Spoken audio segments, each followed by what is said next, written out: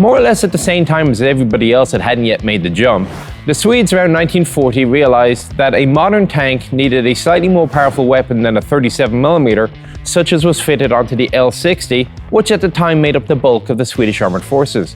As a result, in May 1941, an urgent requirement was issued. It basically said, we want a modern tank with a bigger gun, we need it fast, and it can't weigh more than 22 ton. In order to meet this requirement, Landsverk took a look at their 18-ton Lago prototype, filled with it a little bit, and ended up with the Stridsvagn M42. Now, we've already looked at an M42 in California. It was a snapshot, we didn't have much time. So here we are at Arsenalen in Sweden, and we're going to take a little bit more time to view the M42 in a bit more detail.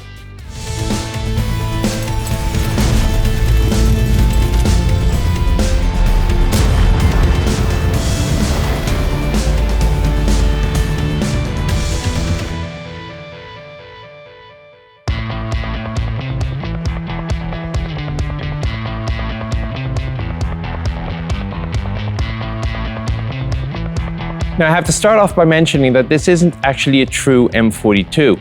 None exist left in the world. They have all been backdated from other versions of tanks to one degree or another. Now, this is one of the better ones, but as we go around, we'll be pointing out a couple of the features that were removed or modified in its subsequent life, in this case as an IKV-73.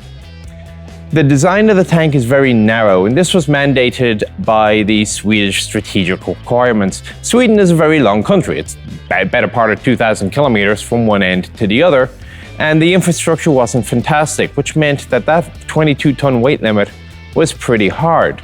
In order to keep the weight of the tank down, you make a narrower tank, and thus you have less metal. Now, of course, the problem is narrower tanks become harder to steer, they become top-heavy. This is one of those compromises that they had to go through. Armour on the vehicle is about 55mm on the vertical facing slopes. The glacis is more like 3 centimeters. You see the headlight front and center. There's a low visibility convoy light here. One of the first differences between an M42 and what it became is the lack of a machine gun here. There was never actually a machine gun position, there was just a machine gun, and so its loss was not really significant, and it was replaced by the stowage bin to the front. You will also see the cooling louvers for the steering and braking system behind these rather heavy plates, which I'm going to lift up and show you the lubrication points.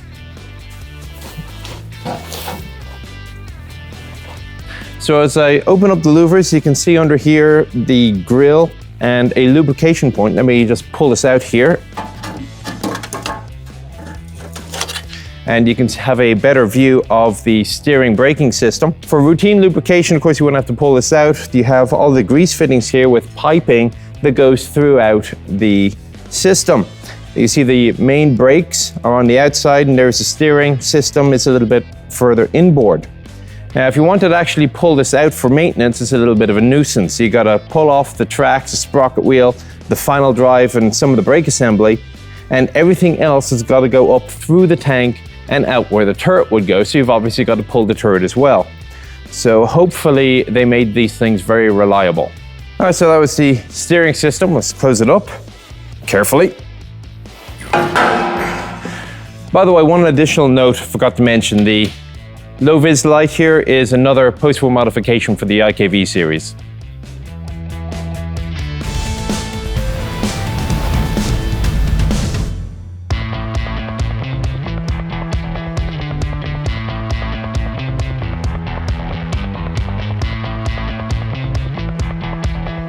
So as you come around to the running gear on the side, you have a look firstly at the 6 large road wheels per side. Now, this is all one single casting with just a little divider in between the two. Makes it all very heavy, and I can understand why they made spokes instead of a solid piece of metal. I mean, you've got to be able to lug the thing around for maintenance. Lubricated by grease, there's little grease fittings all over the place, shock absorbers, you saw them at the front. The track is of a single pin cast type. It is held in place by little caps. So you put the pin in, you put a little cap in, you hammer the cap, it squishes out and it holds it in place. I'm told it's pretty good. If you want a brake track, you use a punch pin and you simply punch the pin out, the cap will fall off and you can go on. You can see the torsion bars are mounted with the right-hand side a little bit forward, so the left-hand side torsion bar is anchored to the rear, giving that traditional offset that you get on a torsion bar vehicle. And finally, you can also see the very large sprocket wheel at the front, and it fits in with the same design philosophy you'd seen over the years of the Swedish tanks with the smaller, lower idler to the rear.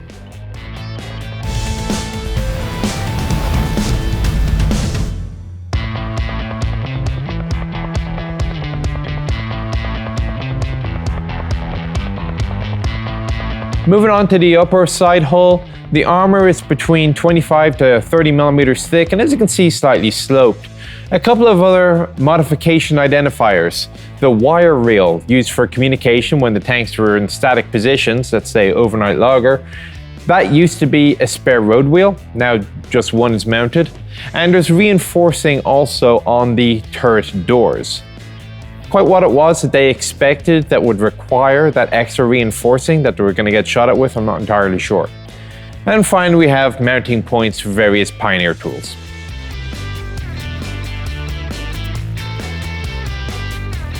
So we move around to the back of the vehicle. A couple of other IKV type modifications. The infantry telephone is new.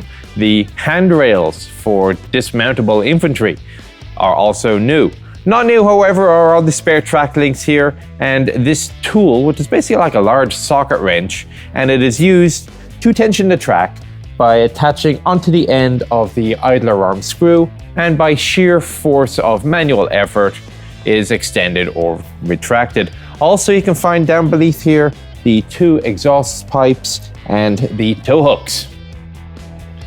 Just before I get on up, a couple of observations on the turret rear. Firstly, a matter of some mystery is just how you get the spare road wheel up onto the side of the turret. We looked it up, it weighs 190 kilograms. It's coming on to about 1/5 of a ton, and that's quite a weight to have to hoist up there.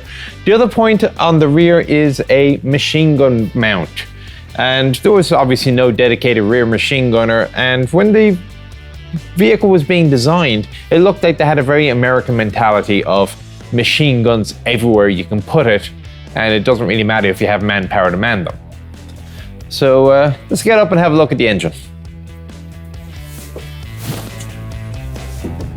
I will say getting up onto the side of the tank is very easy.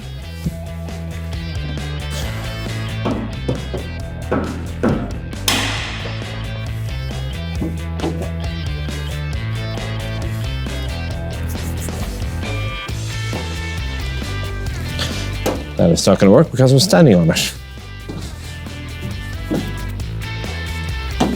This is a heavy bugger.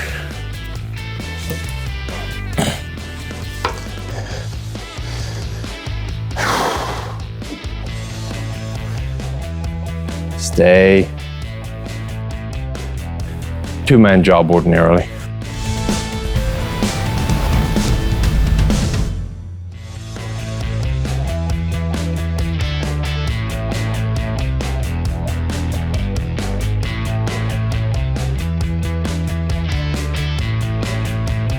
So under the long sloping engine deck, which is perfectly designed to allow you to slide off in wet and snowy weather, you'll find one of two different types of engine. The majority of the tanks were built with the Scania Vabis 603. This was a twin motor, which combined cranked out a reasonably respectable 324 horsepower. About 60 vehicles, however, were built with this, the Volvo A8B, which cranked out a very good 380 horsepower. The catch was that this particular engine was not very reliable. Now, depending on which variant of engine you had, that changed the designation of the vehicle a little bit.